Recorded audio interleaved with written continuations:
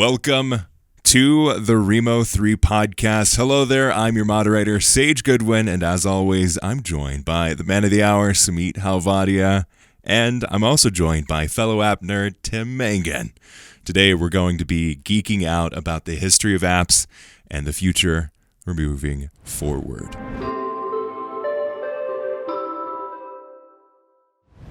How are you both doing, Samit?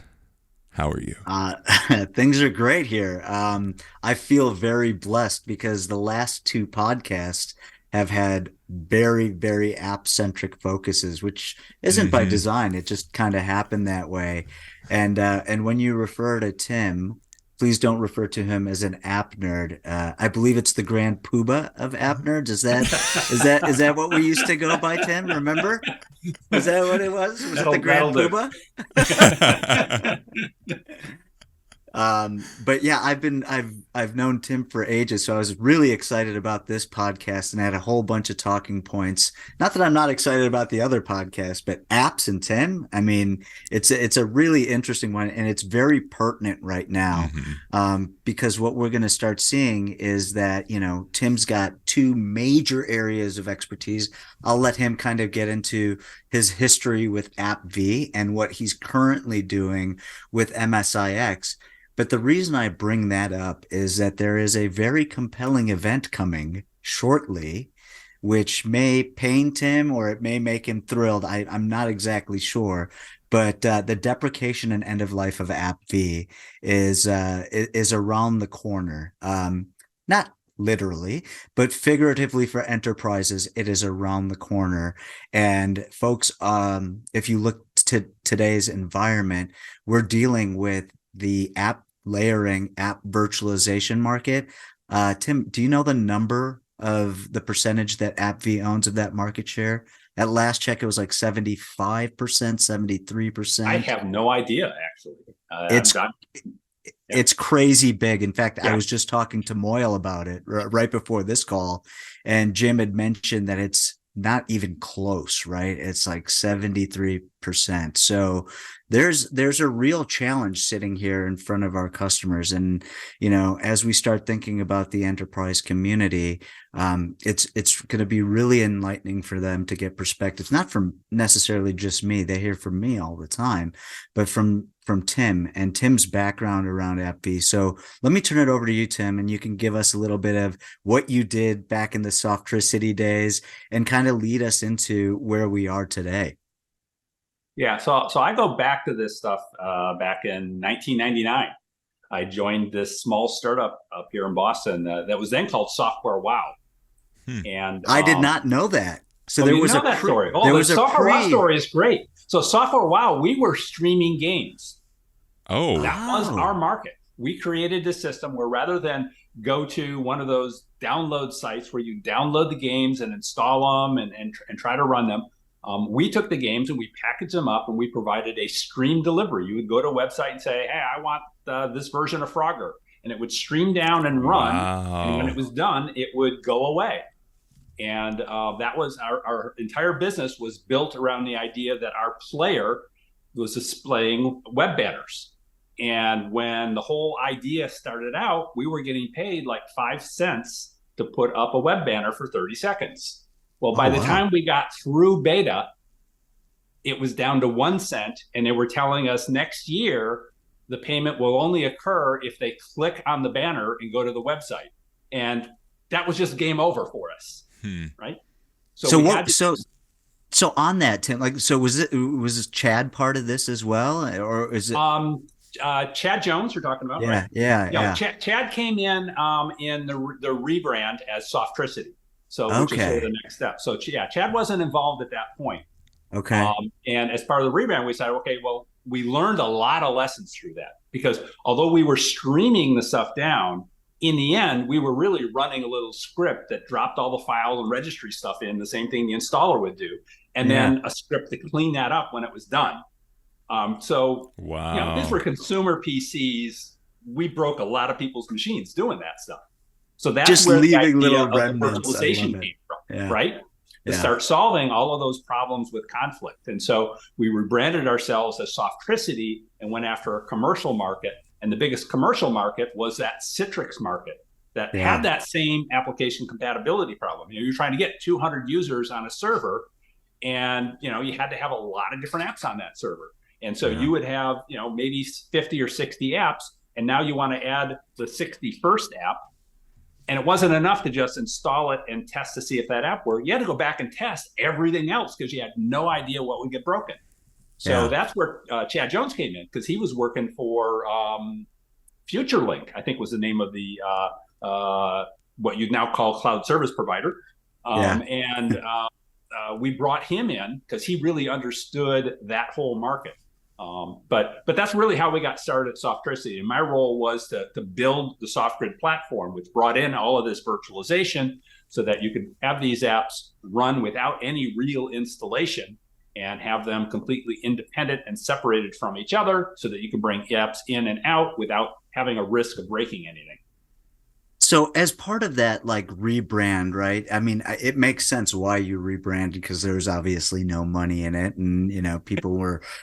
But if I look at the other side of that, had you guys done anything at, like, specifically you, around some of the enterprise and commercial space that you were entering? Because it's a whole new set of challenges compared to a customer PC or a consumer PC when you're going into a regularly or a more highly regulated environment where you've got users that are using it to do work, to be productive. Like, this was solving a real problem. But was this your first kind of step into the enterprise IT world? As a group, I'd say largely yes. I think the folks who sort of founded this whole thing were all from some different kind of backgrounds. The CEO really came from the telecom area. My background at that point was also in the communications market area. I was brought over because I was a protocol guy, quite frankly, originally, to be able to do that streaming. And so we sort of had to learn. I mean, this is startup mode. Startups don't really know their space they're going in all the time anyway. And, you sort of learn in those early years. And it's a lot of listening to the customers and what do you need, and trying to figure out how you can actually solve those problems. Oh, that's awesome. And then, so you were tasked basically with building the SoftGrid platform as a vision off of the concept of, hey, we were able to stream games. What can we do to alleviate some of the application compatibility through potentially some sort of layering really protocol that would allow enterprises to be better? A really, really smart guy out of MIT by the name of Stuart Schaefer, who really kind of put together all the technology behind it of how do we do this, and what are the guys, how do we virtualize all of the different software components we need. So we're dealing with problems like this software requires a CD-ROM to be present so it can check for that little licensing thing that's on there. Well, how do we fake that out? Well, we figured out how to fake that out. Right. Dongles. When you're trying to do things different, you have to sort of fake out those system components. And that's largely what we were doing. We were going into Windows and finding all of the API locations that we could, largely at the user kernel boundary interface, and just intercepting them and making them do what we wanted them to do. Right. And from the kind of shift and transition to Softricity, when did that happen? Was that early 2000s? That was in 2000 itself. Oh, 2000. Okay. Because then you guys had a pretty good run up to acquisition. Because then I think Thinstall came out after you guys did, but like there was a little bit of a battle. Thinstall started around the same time that we were doing that. But they were, at that point, they were very, very small for a long time until VMware bought them finally. Okay. Right? Yeah. And then Citrix tried to build their own too, right? You remember Project Tarpon? Oh, yeah. I actually, early on, so I left in 2003, Softricity. I went off on my own. I started doing my own. Okay. So once the platform was created and all that, I left. But while I was there, Citrix actually came and talked to us, and I went down to Citrix to do the Dog and Pony show because they were interested in the technology and wanted to acquire it. But quite frankly, ultimately, what they wanted was to buy the technology from us, but not the company.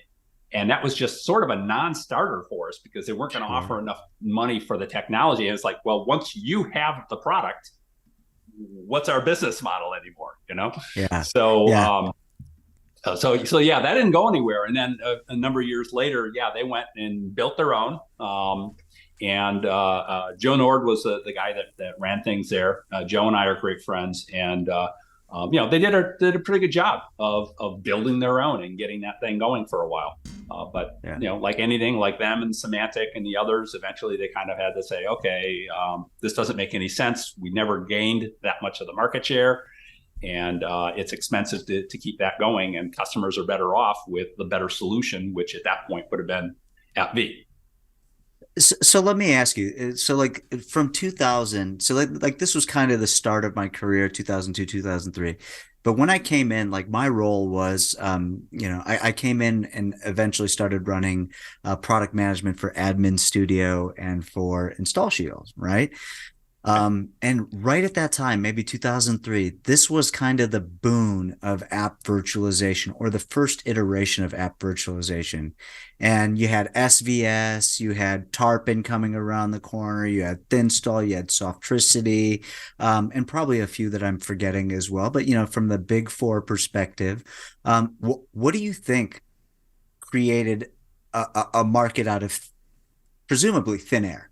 Like, what was it that made four vendors say, holy cow, here's a problem and I want to solve it? I think it was starting to get an understanding that the needs for business software are different than the needs for consumer software. And that business software needed certain attributes that allowed them to be efficient in the way that they deliver those applications and keep them running. And I think that was a big part of the driving force that I think everyone saw as an opportunity to solve. Okay. And do you now that you've gotten 23 years later, 20 years later after that, right? Do you think those problems still exist in terms of being able to cater to business needs? Because they're evolving too, because users like us have evolved. And I'm saying, I expect my computer to run a certain way on my machine. I still need to be able to work on my Mac. I still need to be able to work on my iPhone, whatever it is. Do you still see this as a very pertinent need for enterprises? I'm going to give you a yes and a no answer. Okay. Let's hear it. For the no answer, the specifics of the challenges that we were initially facing are different than they are today. Okay. Right? Application conflict itself isn't quite as big a deal anymore due to other changes that have happened over time. But the need to, for example, isolate software for security purposes has become huge. I mean, we always, in day one at Softricity, we thought about our product as a security product, and we very specifically decided we were not going to ever talk about it in that way. And in fact, when we talk about the way that product worked, we used to talk about it being the bubble that the application ran in. I remember. Well, the original marketing term that they wanted to put out was the condom, believe it or not. No. And we put down a rule and said, we're not going to talk about this as being a security solution, because it's not. It is a layer, and it does help with security, but that wasn't the focus. But where we are today, security is just so much more important, and all of the things that you need to worry about for the applications and the things the applications are built on, whether those are the frameworks or libraries that they're pulling in, and if you have an open SSL problem, how many applications does that actually touch in your environment? You don't really know. You have to go in and dig that out. So having these things running in isolated environments helps reduce your overall risk, is the concept that's there today. So that was a no part. So let me give you the yes part of the answer. And the yes can I go back to the no? Okay, so I remember there were a lot of folks, because this is an interesting one, because isolation in theory is a wonderful, wonderful concept. And man, I can't even remember that. I still can't remember. I still can't believe I remember DSC, right? Like dynamic suite composition was poking holes in the bubble because you still needed interaction between parts of the application and other parts of the application, right? Did you feel like as part of that story, is that part of the reason you shied away from security because you could poke holes in your bubble, or was it just that you don't think that the messaging would have really resonated? We didn't want companies who, at that point, I mean, at that time, point, antivirus software was fairly new, and it was cumbersome, and you had to wait weeks and weeks to get the new security fixes, right, from that vendor. So when something did pop up, it took a long time. And we didn't want customers looking at our software and saying, well, we could just get rid of that stuff. This is going to protect us. We want to be really clear that no one got into that mode because we knew that there would be problems. Yeah. Okay. That makes sense. Okay. Now for your yes answer. Those applications need to be able to work with the entire system. You need to be able to share data between applications and all of those things. So yeah, it's not a complete isolation in that fashion. Yeah. No, I totally agree with that. I mean, we're working on a concept where we can help you understand that the workspace is an entire entity. It's a living and breathing organism, right? Whether it's a configuration profile, whether it's firmware, hardware, whether it's the application itself or the underlying baseline OS and any of the other stuff that you've hardened around it.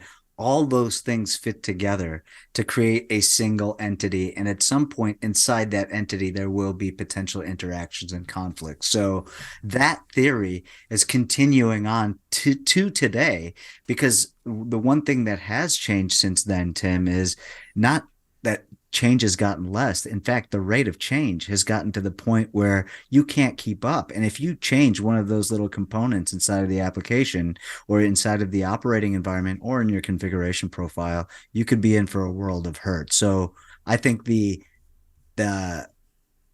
point that you make about application conflicts not necessarily being the traditional app compat ones, I 100% agree with.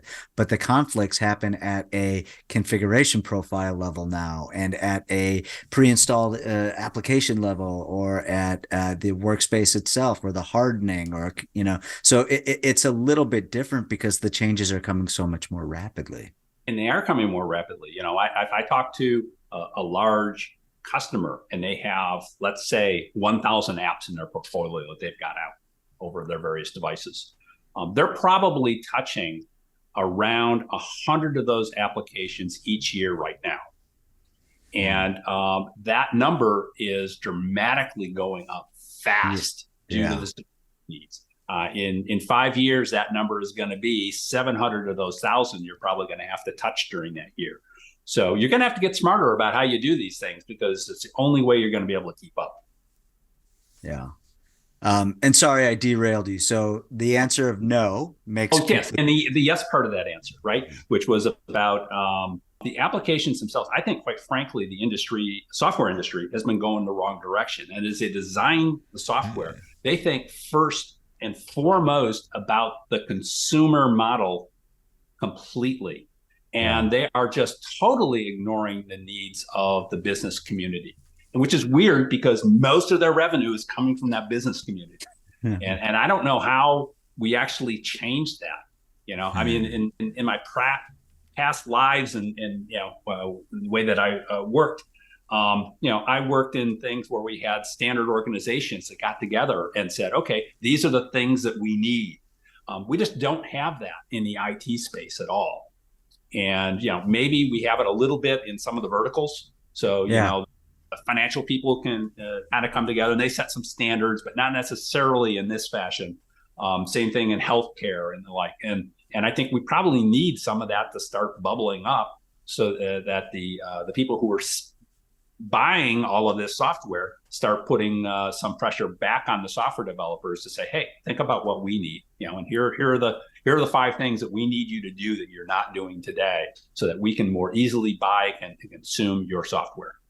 Why do you think that shift happened? It is a good question, Sage. I mean, I'll take the first cut at that if you don't mind, Tim. So, like from my perspective, if you look at ISVs, there are more, and when I say ISVs, I mean independent software vendors, which are the developers of said software. Um, they've gotten away with creating packages and applications for consumers, for an individual user, right? They haven't thought about the masses, and it's not Mm-hmm. necessarily their job to think about the masses as it pertains to business users. So typically, when you work with business users, you end up getting a package from the ISV, and then if you're, let's say, a large financial institution, you will put it through its security paces. You will go through SecOps, InfoSec, all that good stuff, and then you'll package that software. You'll create your own customized version of that software that's relevant for your organization, for your 20,000 users, for your 100,000 users. And what that is that's a deviation or a change from what the ISV had initially intended for it. So oftentimes you end up with, I'm not supporting that. You made that change. That's 100% on you, right? Whereas these enterprise IT admins that are overworked and under-resourced have to deal with the challenges that are coming through just to make that software usable for their 20,000 users. Not Mm-hmm. only do you get lack of supportability from the ISVs, the onus the onus falls squarely back on the enterprise IT team to be able to not only deliver but also manage and secure those applications, which is why they're constantly looking for transformation and ways to better serve their end users while still being able to maintain a high level of security around their application Mm-hmm. delivery. It's just two very different worlds. And Tim and I are in a particular group inside of the MSIX team and inside of Microsoft, and we can see that dichotomy still very much exists, where it was initially built for the ISV, but the main consumer of it is going to be the enterprise, right? And how do Mm-hmm. you balance those two?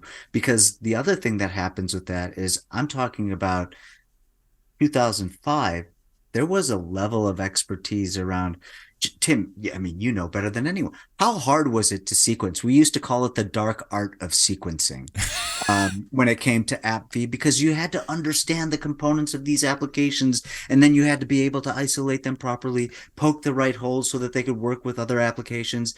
That all sits squarely with IT, and it requires a full-on subject matter expert that understands Mm-hmm. applications, isolations, Windows kernel, user layer. They have to understand so many layers of the operating environment stack. That's going away. That's shrinking. It's not going away. It's shrinking, right? And as it shrinks today, because the resources are less and less, we have to come out with technologies and automations that will be able to support a smaller talent pool by making the tech better. And that's kind of the inflection point we're at. And it's a tall order for MSIX. It's a tall order for even Microsoft, for any vendor to be able to come in and say, I can solve this problem. I don't Yeah. know what your thoughts are on that, Tim. Oh, I think that is a challenge. I look at it as twofold, not um, the concept. I love the concept there on that simplification. I think that's a lot of what we try to do. We try to provide tooling so that you don't have to have a lot of great knowledge to be Yeah. able to go through and get the right result. I was actually joking with my wife this morning. I was thinking of a marketing campaign for my products. I'm going to call it real intelligence. So there's no artificial intelligence in my tools. It's all real intelligence, and it's going to take care of this stuff for you. But the other thing that I always try to do in my tools and in my training, in the books that I have, and that's to help call out the information while you're doing that job. And you're still going to do this packaging job, but while you're doing it, it isn't just, okay, I'm going to run the installer, grab it, and hope it works. We're actually going to extract some information out for you and make it available, so that when you start developing that better expertise and understanding, oh, we've been having some problems, well, you'll notice that, oh, well, this application, oh, it has one of those drag and drop shell extensions in it. I know that was a problem with this other app. I better make sure that I test that as I complete this process to be sure that the application is working properly when I've repackaged it in this new form. And so, we try to expose some of that to them, so that as those folks gain in their maturity, they're able to take on more of that work and really understand this whole interaction between the application and the operating system, and how to go about the process of debugging all of that when something isn't working. Right. And that's really the challenge, right? Because if it does work, great, then you push it out the door. Let's say you've gone through your automated pipeline around application testing, discovery, remediation, all of that. And if it does work, it's great to push it out the door. It's when it doesn't work, right? This is where, like, if I can get you 85% of the way there, Tim, through our automation at Remo 3, and then the thing that Josh Travers, who leads up our customer success and is our North American field CTO, the first thing he says is go check out Tim Mangan's edit tool, because the fix-ups that he'll be able to provide for the 15% that fail, or whatever percentage that fail, is going to get you 90% closer. And only then do you really have to get in, roll up your sleeves, and start making some of those true changes. And I think, like, that stuff just didn't exist before. And I like this concept of real intelligence. It's, it's someone's looked at it, someone's done it, someone's vetted it. It's based off of real market data points as opposed to simulations and modeled guesses, right? And so, like, I'm talking to a customer right now, and they're trying to do as much of the package as they can externally. They're going to an outsourcer in another part of the world where, the quality of those packages has never been all that great, right? Although I'll also mention this. So I've been doing these trainings now for 15 years. And for the first 10 years, the outsourcers never, ever came to my training classes. They've started coming here in the last 5 years with MSIX. They recognize that they need to have that knowledge. But anyway, what these folks want to be able to do is to take, a large number of those applications and just give these people the rote script of run this tool, do this, do this, do this, take this other tool from Tim, go boom, boom, boom, boom, boom. And, those that don't work after that, we'll start handling in another way, right? Right. Whether in-house, our own people doing that work, or just saying, okay, we know we can't get every application out through MSIX, so those are the ones that we'll deploy, natively directly on the image, or whatever method.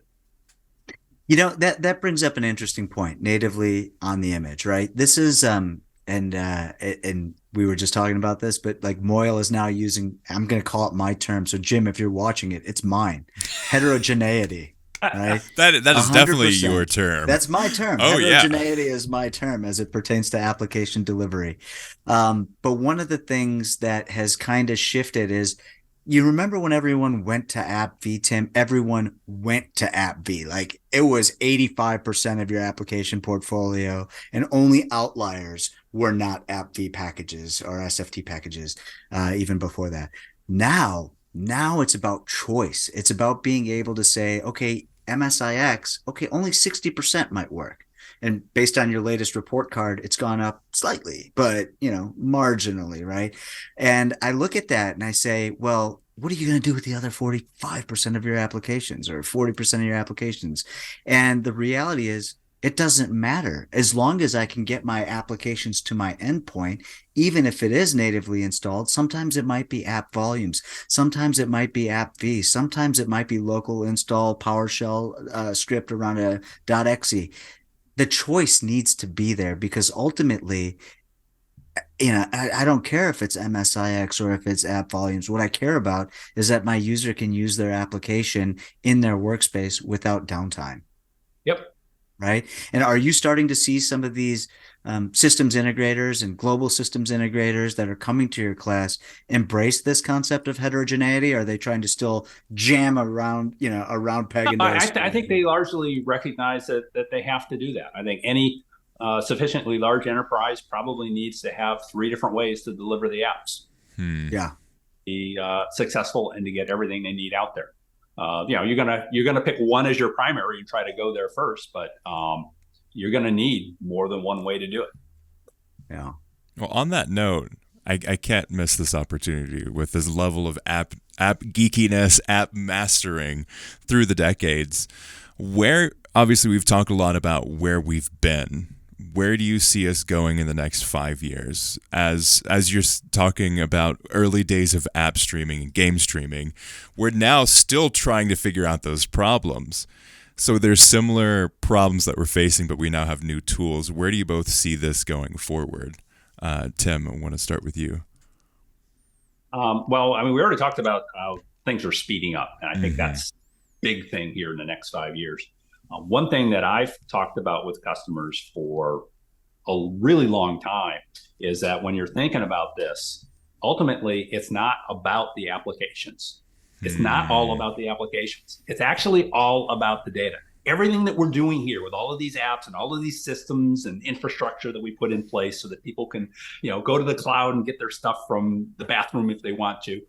All of that stuff exists because of the data. And we set up these desktops for a user. We take a look at what their role is in the organization, and we find the best of breed set of applications that allows them to do their job. So there's going to be something that allows them to ingest data, something that allows them to manipulate and combine data, and something to allow them to format it back out to regurgitate to the next person, whether that's internally within the company with a different job function, or if it's externally to the world. That's what all of this stuff is about. And I think the next 5 years, we need to start getting really serious about managing that data and where is it all. That's one thing that I think Microsoft has never really focused on. I counted up last year. I was doing a presentation. I counted up over the course of the last 23 years that I've been in the Microsoft world, there's been at least 12 different ways that Microsoft has said that the data associated with applications should be managed. And they've never stuck with one for more than a couple of years without saying, that wasn't really a good idea. We're going to do it this way now. And they're still doing it. It's very true, Tim. I would agree with that. You call it data. I call it productivity or outcome, right? It's a similar concept, which is you use an app to create something, right? Whether it's the output is an expense report, the output could be, it could be a variety of different financial analysis for your fiscal year. It could be an email, right? The outcome is exactly what Tim is kind of talking about. And the reality is you have these giant applications, and Citrix tried to do this a couple of years back with their Sappho integration and acquisition. But this concept of being able to create micro apps, it's not 5 years from now, but there will be something that's going to get to the point where it's outcome based. Like right now, for instance, Sage, in the next 5 years, we're still going to deal with what we're dealing with today. There's heterogeneity. You have to have automation to help you make decisions on how to best deliver the app. Can I do it my primary way? Yes or no? No. Okay. Secondary? No. Tertiary? Okay. Yeah, go. Right. That's going to happen, but it's going to happen much quicker with platforms like us, tooling like Tim's, that are going to bring automation or orchestration to get that mundane stuff out of the way. So you're not finding a needle in a haystack anymore. The ones that fail are needles inside of another needle stack, which is a lot easier to find, right? It is, because you're just focusing your limited resources on the 10 apps that broke out of the 1,000. So I think that that's going to be a shift in application management and delivery. And that's not technology wise. It's more process update, like updating processes and legacy processes like deployment rings and silliness that's existed manually for years. But I do believe that beyond 5 years, outcome-based application delivery is going to become very important, right? I don't want to open TriNet and have to navigate for 7 minutes through the TriNet website or application just to figure out what's my primary care physician's reimbursement policy for x-rays, right? Like I should just be able to get that input and output immediately from a function inside of a fuller application. I'm okay with that, right? But everything's going to end up trending towards outcome-based. And I won't use the term micro apps because it's terrible. But the concept is it's outcome-based application delivery. And it might be bigger than that, right? But I do believe that consumers are going to become and users are going to become just like IT. They're going to be more generalists. They're not going to be subject matter experts in navigating SAP GUI and all of the different components that come with it. They'll be an expert in their own component. And we need to deliver apps in a way that mirrors the way that applications are going to end up being used for the next generation of users. So, I think it's a challenging one, beyond 5 years, we could say that there's going to be this concept of web surfaces that everyone's going to be using to get their jobs done, right? You just imagine having a web surface and you see your Outlook email, you click on that, and or Outlook calendar appointment. Oh, these are the 5 documents that are related with it. Would you like to prepare? And it's not like you're opening full PowerPoint and Word and trying to navigate and put it all together. It's more about kind of the orchestration of different applications to achieve a workflow-based outcome. Well, and the sort of the opposite direction on that, I think in the software industry themselves, and this is going to take a really long time. I think they have to get out of the mode of we do something and we throw it away in a few years and start all over. We've got to be able to have some type of sustainability of that software, particularly as things are getting more and more remote and separated. Who's actually managing? You may be managing the apps that are there in your premise and in your particular tenant, but who's really managing the different softwares that are running up in those cloud components? And are they? Those are things that are going to have to be able to live for a very long period of time, and you change them when necessary, but not simply because, well, it's been 5 years. It's time for us to reinvent the wheel again. Yeah, we've got to be able to get there.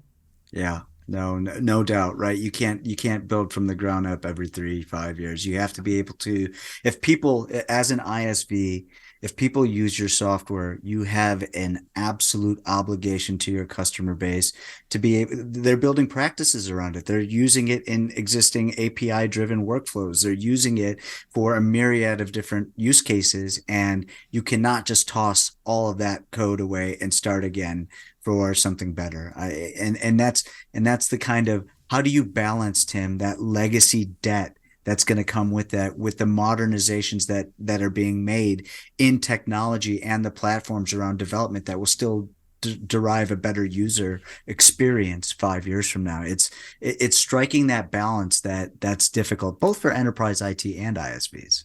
Yeah, I think ultimately that whole software world has to figure out an economic model that allows them to be viable while not having to do this. Yeah. No, that's beyond my pay grade. So,